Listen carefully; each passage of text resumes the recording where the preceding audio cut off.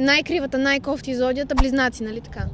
Джорджи, ела да те видим, сега ще ме охапеш ли, Джорджи? Не, той ще те оближе. Боже, Цялата ще те оближе. здравей! Ето и Джорджи е известен вече. Да. През май месец кои зодии празнуват? Телец и близнаци. Коя е по-хубавата зодия? То е ясно. Еми да, телец. Телец, разбира се, че е телец. Я кажи едно много лошо качество на близнаци. Аз не харесвам близнаци. Джорджи, долу ли слизаш?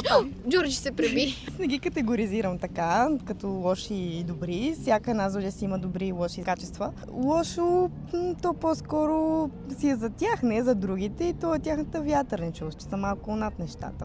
Според мен са си големи интриганти близнаците. Ти какво ще кажеш?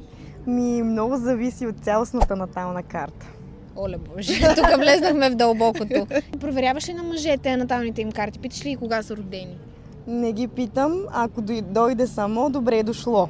Но така да ги проследявам, не. Значи с една дума само дебнеш да ти кажат кога са родени, за да им провериш наталната карта. Чак да дебна, не, трябва да си дойде от само себе си. Ти гадже имаш ли си? Да, И каква зодия е той?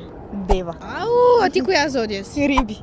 Пасват си. Педантичен ли е? Да. Иска всичко да е чисто. По-скоро в мисловния си процес, отколкото в околния си свят. Значи рибата чисти в къщи. Да речем. Живеят на мръсно май. Така като гледам. И той не чисти, и тя не чисти. Коя е най-готината зодия според тебе? Стрелец. Защо?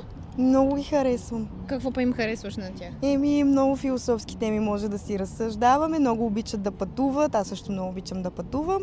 И това ми е достатъчно. Я кажи за Козирог нещо хубаво. Само хубаво, дето няма лошо. Козирог, възхищавам се на тяхната упоритост. Аз съм много нетърпелива. Значи няма да си паснеме. Не. Най-кривата, най-кофти зодията, близнаци, нали така?